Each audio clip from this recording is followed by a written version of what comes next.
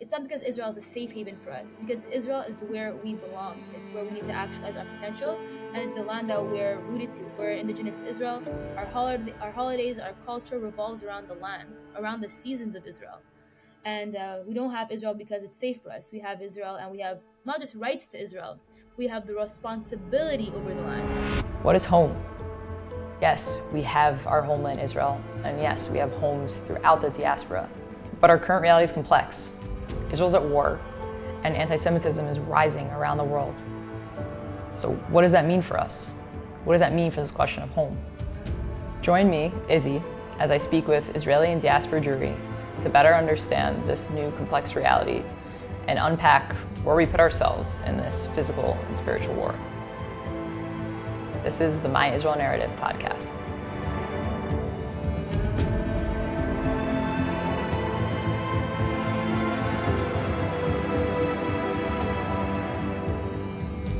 Hi everyone, we're back after a little hiatus here on My Israel Narrative with a very exciting guest, someone I've been wanting to connect with for quite some time now, Isabella Azan. We share the same nickname, not the exact same name. Izzy and Izzy enough.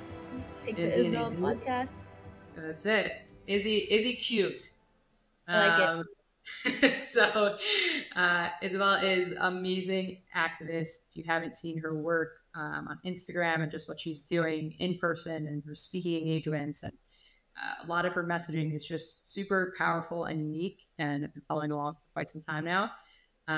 She started a movement called Decolonize Judea, which we'll dive a little bit into. Judean.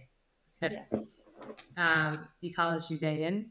And I'm very excited to dive into in particular because I think it's the way you approach the topic and your stance as an activist is quite unique and very needed in this time. And you're currently based in Canada. Living in Montreal. Yeah, living in Montreal. Yes, of course. Yeah. So excited to hear also that how you got to that. Before we dive into all of these little bits, can you just, if there's anything else you want the audience to know, and maybe just something that you've really been focusing on in the past few months and it's really kind of like grabbed your heart and your attention in this whole space activism and what you're doing? Of course. I think we all remember where we were when October 7th happened. And since then, we've been all using our talents to advance Am Yisrael. And if you haven't, you got to get to it.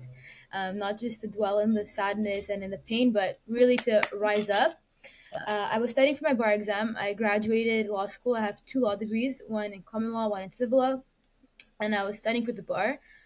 And then when October 7th happened, I said, I can't just be in the diaspora. I can't be in exile when my people are attacked in the most horrific way. My heart is not here right now. And I'm usually someone who's maybe, how we say, part of the rat race a little bit. And I want to finish things quickly. I want to make my aliyah ready. I want to pass the bar exams. And I want to just yell out, let's get things going. But I said, right now, my purpose is to be in Israel. So I went to Israel. I went to go volunteer. I went to go bear witness to the atrocities. I went to Kfar Aza, saw the horrors there, met with hostage families, and the mothers who really, it's different. We all have this collective pain. See, meeting the mother of Omer Shem Tov really, I feel like I often think about how is she feeling right now, just because of how intense our encounter was, and I had so many intense encounters there with survivors from October 7th. And it's so weird to call them survivors, because when I think of survivors, I think of Holocaust survivors. And there's almost like a deep sadness, anger, and almost shame. Like, how can there be survivors who are living in Israel? Israel is never again. And it goes to show that October 7th wasn't the safest place for Jews in the world. But that's exactly why we don't need Israel or need to have Israel. It's not because Israel is a safe haven for us. It's because Israel is where we belong. It's where we need to actualize our potential, and it's the land that we're rooted to. We're indigenous to Israel. Our holidays, our culture revolves around the land, around the seasons of Israel. And we don't have Israel because it's safe for us. We have Israel, and we have not just rights to Israel. We have the responsibility over the land. And I kind of went a little bit off sidetracked, but going back to Israel, going back to Israel after October 7th was extremely important for me, and especially I want to be a lawyer because I want to use the tools as a lawyer to advance Am Yisrael, and then that was studying while this was happening was not true to my mission as a person. So I was not deeply convicted. I went to Israel, volunteered, all that, and then after I came back, resumed my studies and also continued my activism, doing talks on campuses and speeches at the Capitol in Ottawa, or just this week, in downtown Montreal or Toronto, and really working on content and working on helping students and shifting the narrative, and most importantly, empowering Jews to reject this internalized, shame that may happen if we don't know our story, which is extremely dangerous. All right, so many questions to ask you just from that. I just want to peel it back for a second before we dive forward. I really went off topic. I didn't No, it's amazing. There's just so many things you said that I'm like, questions. That's good. We'll get to all of it. Whatever's meant to come out, I always say. But I would just love to hear, like, briefly or however much you want to share about how you got to this point. Like, did you just grow up in a Zionistic home? Did you get into yourself? Where did this love for Israel and passion for advocacy really come from? I think the more I got connected to who I am and who I was growing up, the more I asked questions about my essence, why we're here, and so many things that just brought me closer to my identity, to Hashem, to Israel, to our responsibility to each other, responsibility over the land, a responsibility over our community. It's a question that I never really know how to answer, because I can start it at when I was little. My dad used to read me this book, and it was about Jewish history, and I literally have it still. And I remember pictures from that book, and it was like a mini history book, but I remember King David's head being oiled with olive oil. I remember thinking, like, wow, we come from like royalty, like our land, we have such an ancient history. Learning about the Maccabees, I felt like this is my people. I really felt like I am the descendants of these people, and we are the descendants of these people, and we have such a rich history and pride to be a part of. And after so many years, we have rose from the ashes. We have rose from the history books to enter a new chapter of our own history. I was always drawn to that. And so that's since I'm little. I always felt connected. I always tell my dad, please bring me to the Kotel. Like, I was just super curious. To me, it was like, whoa. And I guess it started, I would do weekly, where it really started, I think it was I would run weekly community service programs at Chabad that I live across the street from, for community service hours. And Dina told me, Dina Krasansky said, if you help us out, I will give you more hours because, you're helping and you'll get them done. And I said, okay, cool. And then I ended up doing way more hours than I needed and falling in love with it and feeling a sense of purpose and, being grounded daily and with what we were doing. We do IDF drives. I started that when I was 13. And I think that's when I started really organizing. And of course, everything is thanks to my parents. Like, Be'emet, I'm really grateful to my parents, and I honor them because everything I do is because of them. I'm able to be an activist because my parents helped me, not just fund me in the videos and help me be independent, but gave me the values I needed to grow. My mother, I remember her studying with me and doing Hebrew homework, and she learned her Aleph Bet with me when I was in school. My dad actually taught himself Hebrew, at the age of like 55 or something. So I come from a family that is, decolonized in the spirit. And of course, I became more observant in the process of decolonizing my mind, my spirit, my mentality, and my way of life as much as possible. I started a movement called Decolonize Judean, but I think the best way to describe it is decolonizing Judean. I often say that because no one's decolonized Judean right away. It's what we aspire to be. Can we unpack what you mean by decolonize? I think that's important. Yes. So decolonize, I think a good synonym for it would be deprogramming, unprogramming. So what does that mean? It doesn't mean, some people think, oh, well, we're going to go back to like, going on camels and like you're anti-high tech. No, that's actually not what it means at all. So to decolonize is to unprogram and to undo a non-Jewish worldview that we have adopted while we were in exile. And we know today, you see some Jews who are anti-Zionist. They're disenfranchised from their people. They're not connected to our mission as a people. They need to decolonize their mind immediately, achshav. And that's really, I guess, the short version of it. And there's many ways to do that. I think a good example of a deep way to decolonize, because as Jews, we are all from Israel. We all originate from Israel. Our culture revolves around the land of Israel. But in a more nuanced level, we have most of us, because of course there are Jews who have maintained their connection to Israel since temple times, a small minority that got to stay. We all spent thousands of years in diaspora throughout the corners, each corner of the globe. We had this temporary experience. And it doesn't mean that we have to forget everything about this temporary experience, but we have to take the positives and leave out the negatives and also take what's authentic to us. And we see this even in the Torah, the book that is, the blueprint of the universe. We see it with Echata Egel. When it was time to give the gold, the men gave their gold, but also for the tabernacle, the gold that was taken out of Egypt was also made to do the tabernacle in the desert. So the gold that we took from diaspora from Egypt could have been used to do Echat Eged, the biggest sin, or it could have been used to make the tabernacle. So that is, what I see and what I've learned with, a rabbi that I study with, Rav Yehuda Cohen. He gave that example, and I thought it was an excellent example because we can take the goodness out of the good aspects of our diaspora, and we can use it. And gold is, neutral. It could have been used for sinning, or could have been used for something to elevate and to practice to help us practice our culture while we were also still in exile and coming back home. So that's, I think, that's how I would say is a proactive way to decolonize, deprogram, but also honor diaspora, the good parts of it. There's it's complicated. And I think also being a Jew with a Moroccan diaspora experience, that has helped me understand that, because Morocco, a lot of people like to view Morocco with pink glasses and rose glasses, especially Moroccan Jews with like a little like Delulu experience, but there was like the Oujda massacre, there was pogroms in Morocco, there was ups and there was downs, but the king for periods of history also wanted to protect his Jews, but sometimes local populations would rise up because of Pan-Arabism or other periods throughout history. So the way I like to say it, Morocco was the best of the worst, and when you're comparing the worst to Auschwitz,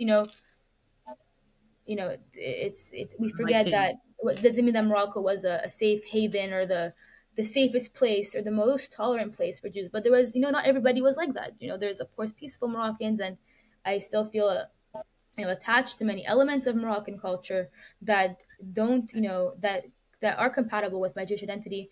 And I think that element of like what to take and what to take away, like what to keep and what to, what we don't need, the Echat Egel stuff to throw away, also was developed through my diaspora experience. Like there's Chagatia is a uniquely Jewish language that my family spoke and that many Jews spoke. It's a mixture of Hebrew, Arabic, and Spanish.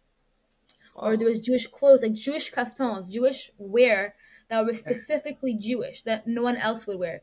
And people are like, don't appropriate my culture. And you realize that this is like what Jews wore before like Arabization of the land. There's literally Jewish clothing that we developed ourselves, even foods that we've developed ourselves that are uniquely Jewish and happen to occur in Morocco, but are uniquely Jewish. So those are things that I don't feel the need to abandon. It's a beautiful point, because I think, especially right now, what I've been seeing and hearing is a lot of this extreme rhetoric, and people having positive intentions around that, as it like there has been, maybe I shouldn't call it extreme. I don't want to give it a negative connotation, because some of it can get behind me, but intense, right? So, like for example, I know I am not an American. I am an Israeli. Like we are all from Israel. That is who we are. Now, okay, maybe Israeli can be our primary identity, as in like Jewish, Israeli, all from Israel, okay? But then to just strip away all these other parts of ourselves is first of all unnatural, and second of all, like you're saying, there are good parts. I come from a Persian family, and they also have this very rose-colored glasses view of how we run. I think it comes from a sense of pride. Yeah, it is. They don't want to admit that they had to leave, and it's like realize like my family didn't come to Canada for the good weather. It was like you guys spent this winter in Winnipeg. What the hell? Wow. Yeah, I would say Iran actually apparently had beautiful weather. Like they had great. It was like seasons. My father actually says that Tehran had the most, or I think it was Tehran, wherever the Jews originally came from, Israel to Iran, to what was Persia, was like a very similar climate to Yerushalayim. And like actually chose it because of the similarity. I never looked into it to myself. I believe these stories, by the way. When I went to Morocco, everything. I do, because my grandmother would always say, you come from big rabbis, and I was like, yes, for sure. And then I actually went, and I was like, whoa, my great times 5 great grandfather was a Kabbalist and the Dayan of Marrakesh. So and then I was like, whoa, my grandmother passed away. I'm like, I should have really honored and respected the words that our elders have taught us, because these family stories, there's so many family stories that I saw that were like validated when I went back to visit. So honestly, like, I believe that story, and it's oral history. The real deal. Yes. No, we have some others, like even they all went to the Keber of Esther and Mordechai, which apparently now is questionable. I don't know its situation. I saw a video on that. It's like a little door when you walk in. Yeah. So it said like they have vague memories because it was far out. It wasn't anywhere near where we're living. But anyways, it's true. There's definitely credibility. But I think you're right. I think there's a pride element, and there's also a karasato. There's like real gratitude. Like right now when I speak with my father about coming to America, right? Like I don't feel any connection to America. I'm here because my family's here. That's about it. I don't feel any loyalty to this place. I live in New York City. I don't feel excited by it per se. I'm working on not being so like pessimistic or negative or whatever, but I don't feel a connection or a real connection. You mentioned loyalty, and like before, the people would be like, Jews have no loyalty. It's not about that. It's about the fact that your history is rooted to the land of Israel, and your connection is rooted to the land of Israel, right? It's like it's a question of connection and feeling at home. Exactly. So, but then how do you deal with that? How do you reconcile when a place like America became a home, became the home, became the safe haven for so many people? I mean, there's a reason there's 7 million or whatever it is now, 6 million or so Jews living here.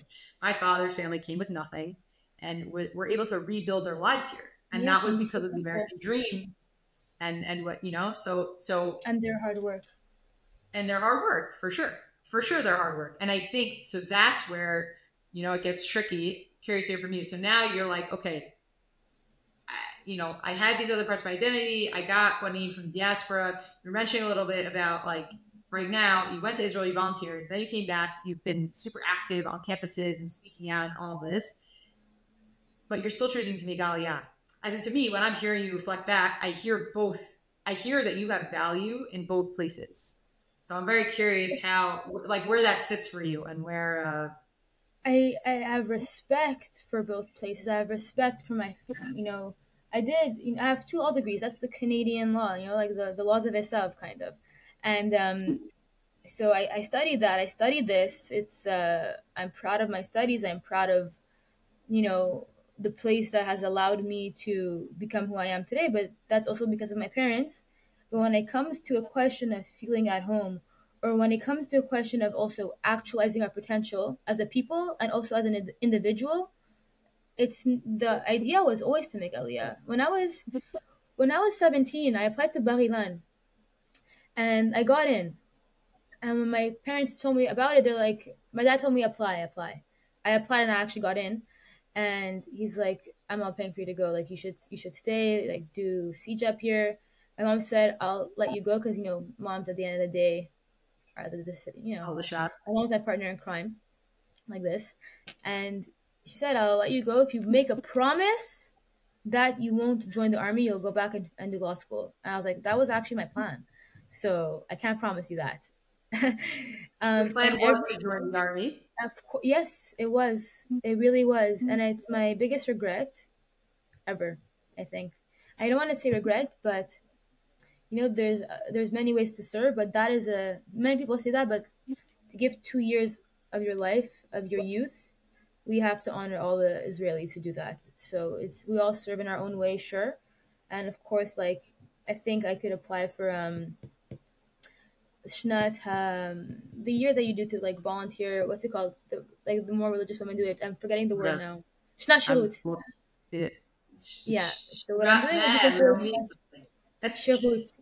If I apply for that, maybe they would recognize all the work I do as an activist and continue doing that, and I would work, which is also very respected. So maybe that's a consideration of mine when I make Aliyah, B'ezrat Hashem.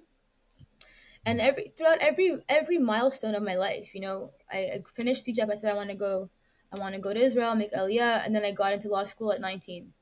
I said, wow, I got into law school at 19. Like, how am I going to turn that down? Like, I want to look into like how long you can put it off for even.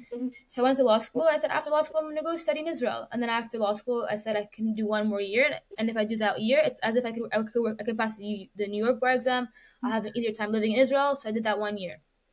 Then after that year, I said, okay, now I'm actually making Aliyah. I started my application. I said, it's enough. Like, this is why I did that 1 year to make Aliyah, because it would be easier. It's common law. So it's the British law, which a lot of Israel has a lot of influence over that. So I'd be able to write the Israeli bar exam easier, and I'd be able to even write it, because civil law is from the French system. Actually, my first language is French, and I studied in French too, which is. I was going to ask what language was your first. About my accent? No, well, no, I mean, you have a Canadian. I mean, I've heard other. Yeah. But it has the French. Like Americans will always clock me on it. French people think I'm English. So it's funny.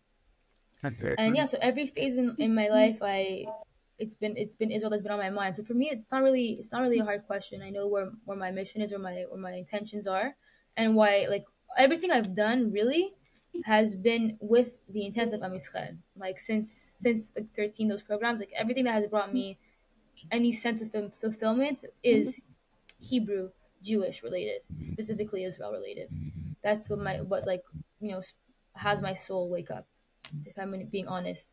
So yeah, like it was very depressing. I think I even spoke to my rabbi when October 7th happened. I said, you know what, like maybe I don't want to be a lawyer. I'm just going to come and move right now. I was like, going to move right now. And he was like, always wanted to encourage me, and he said, no, like you should finish what you started. I said, you know what, you're right. So I passed one bar exam. There's 4 of them. So I have 3 more to go, B'ezrat Hashem. And after that, I'm there. I'm quick. So, but it's been a long time coming. Like, this isn't a new desire. It's a long time coming, and it's been very painful at times, not being in Israel. Even when I'm there, whenever I have time off, I'm going to be there in June, BH, or during COVID, law school was online for a period of time. I stayed in Israel for like 7 months. I did like legal pleadings at 3 a.m. I would put it behind the white wall so it wouldn't look like it was pitch black outside.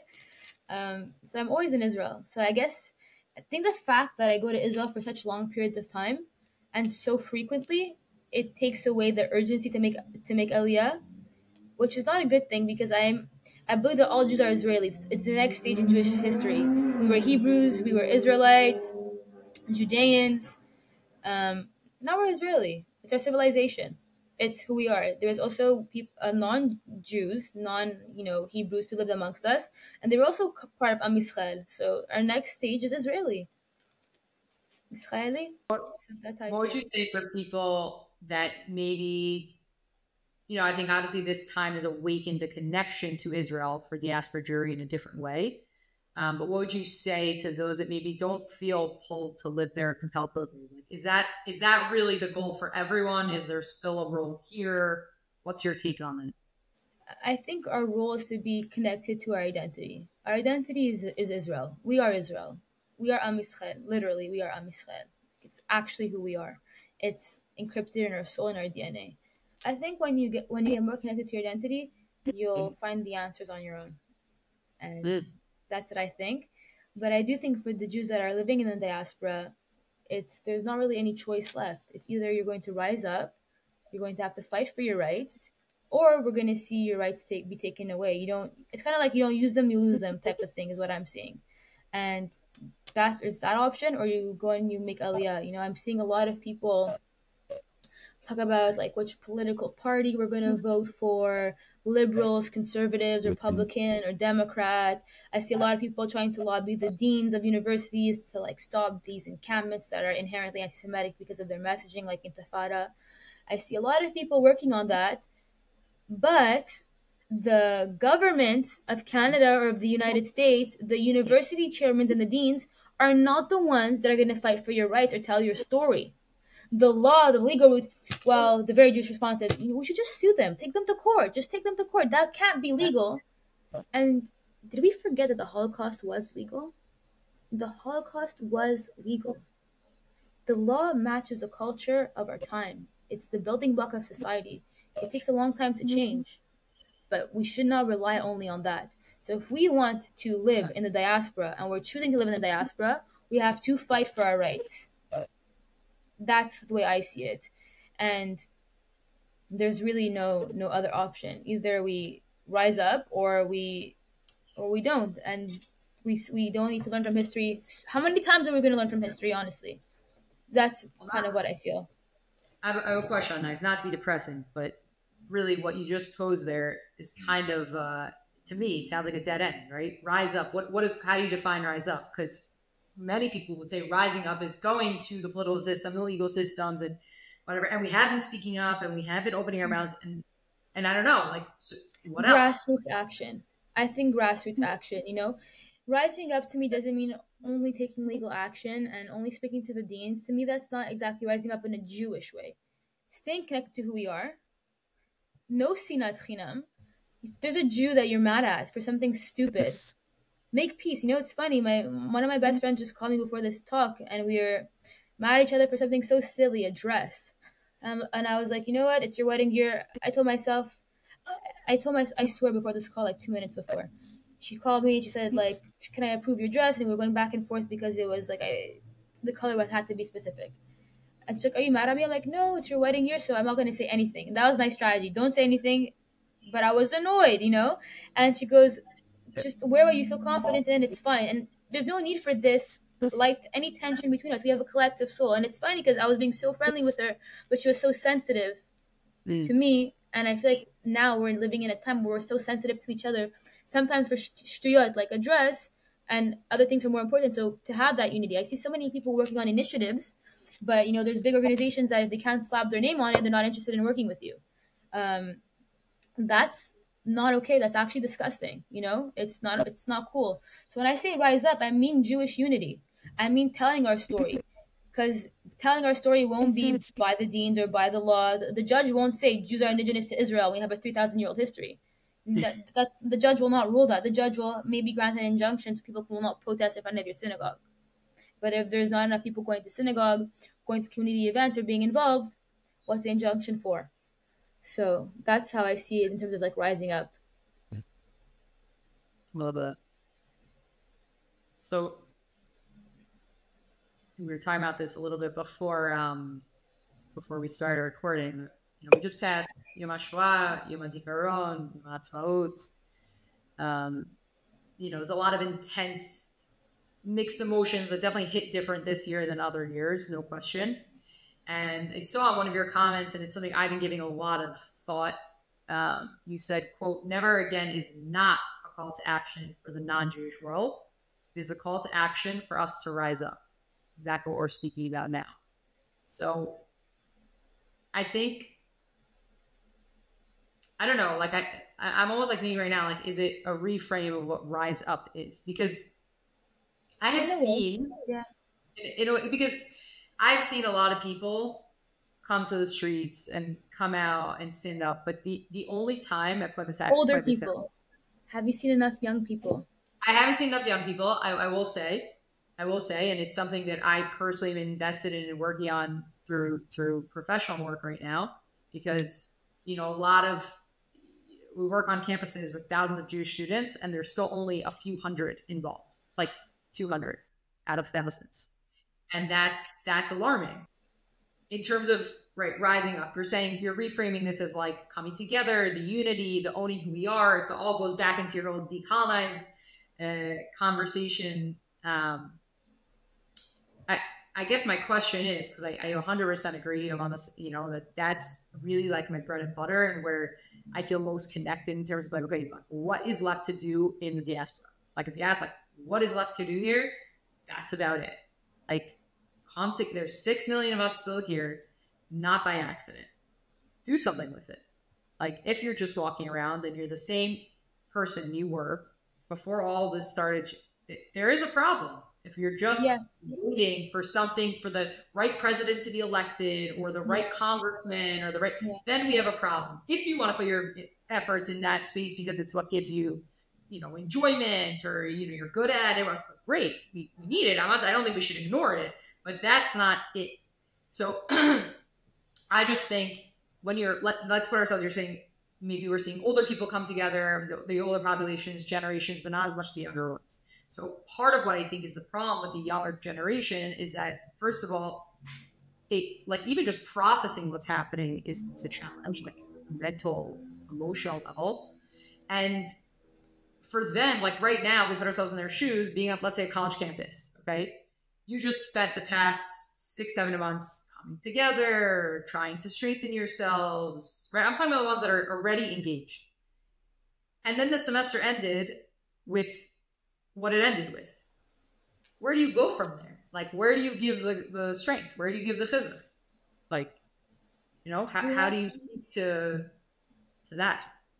So I'm going to touch right back onto where you started your question on never again is not a call to action to the non-Jewish world. It's a call to action for Jews. And what made me think about this, I went to a Holocaust Yom HaShoah event, and the Holocaust survivor looked at me and she told me, "Where are the young Jews on campus?" She looked at me. I began to choke up a bit, and she said to me, "I went through hell. I would go, I would help you guys, but I'm old."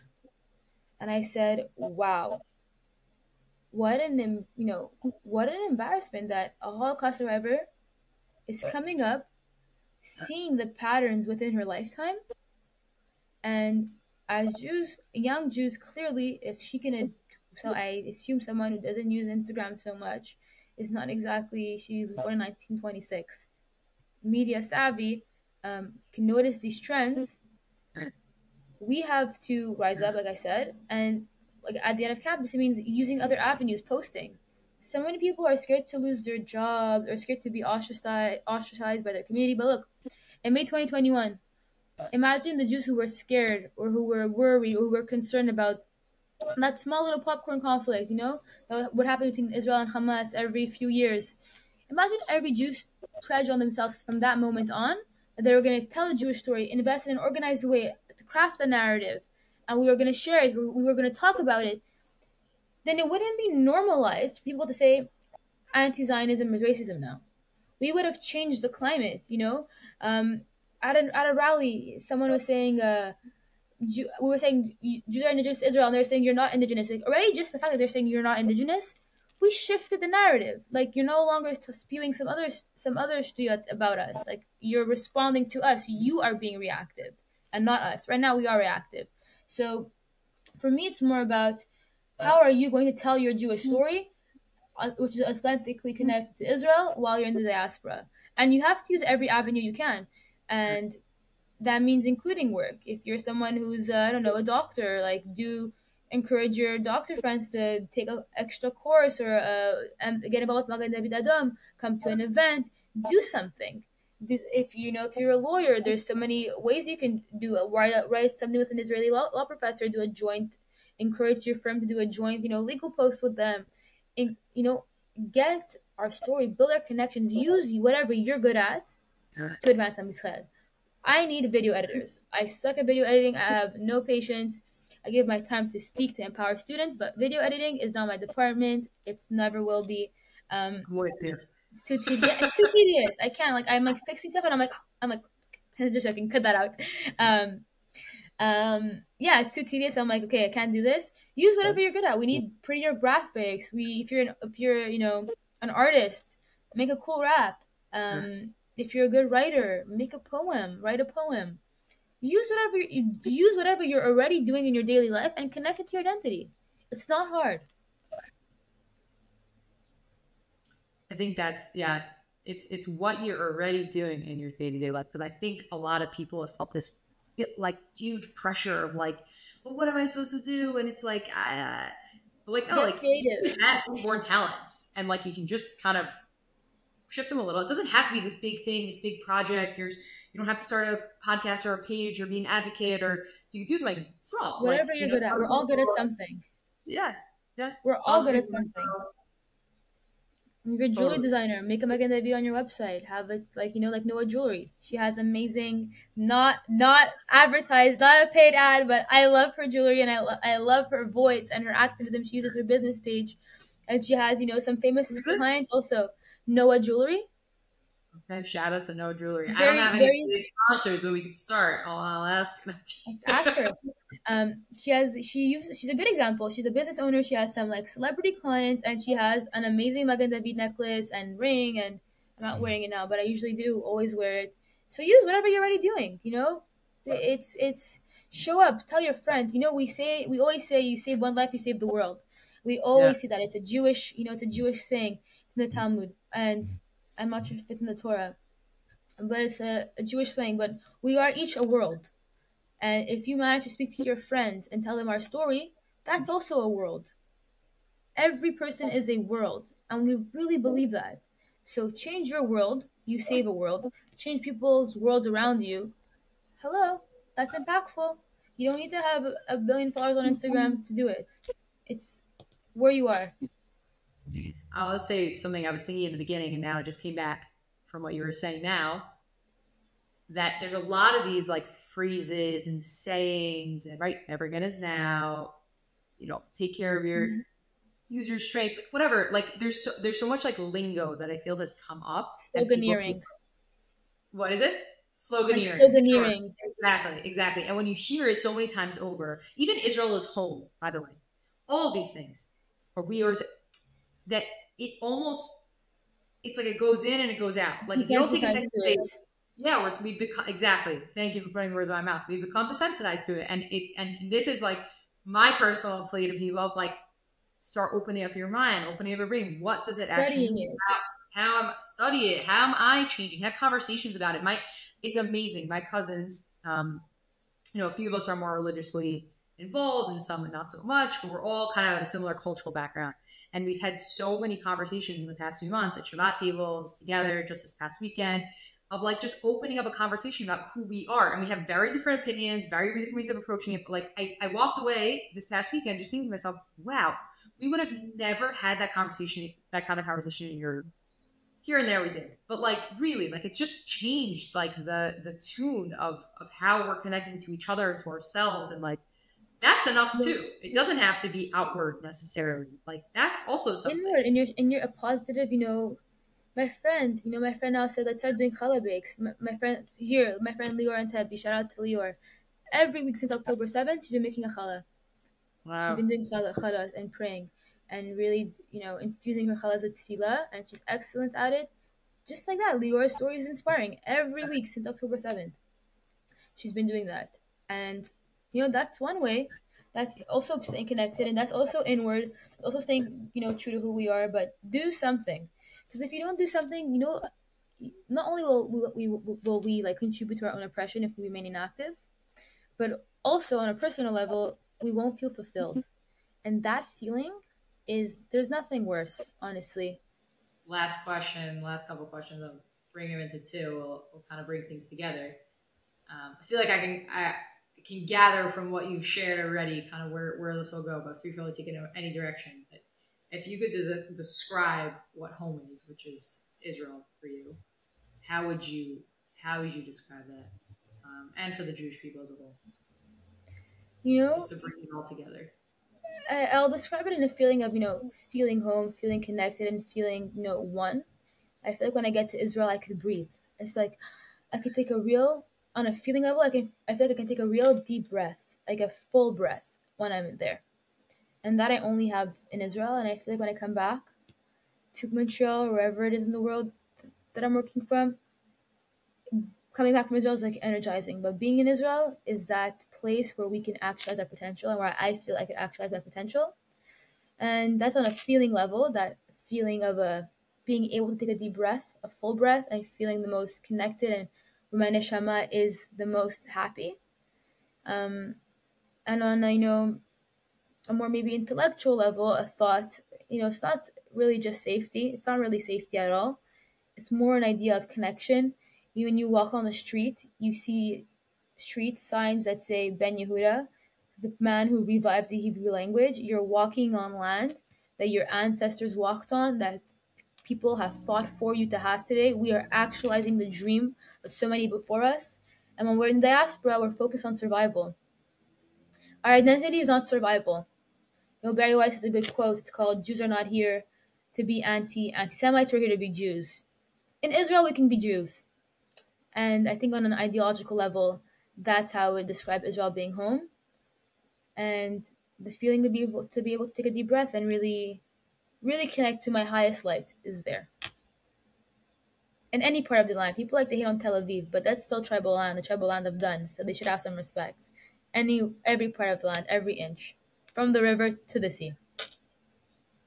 Amen. Wow. Thank you. Really thank you. And you should just have so much atzlacha and finishing up the exams so you can get over and tap into your highest potential very, very soon. And keep and you too, may you continue to have these impactful, powerful conversations, and may you succeed in everything that you do. You have such a passion and honestly a very deep way of looking at things and looking at Jewish issues that's contagious, and I know that you influence everybody in your world and also online, so keep it up. It's an Izzy thing, you know? An Izzy thing. Izzy Cube signing out. Izzy Cube. Until next time. Thank you. Thanks for listening to another episode of My Israel Narrative. If you enjoyed this episode, make sure to follow along and subscribe. Until next time, I'm Yisrael Chai.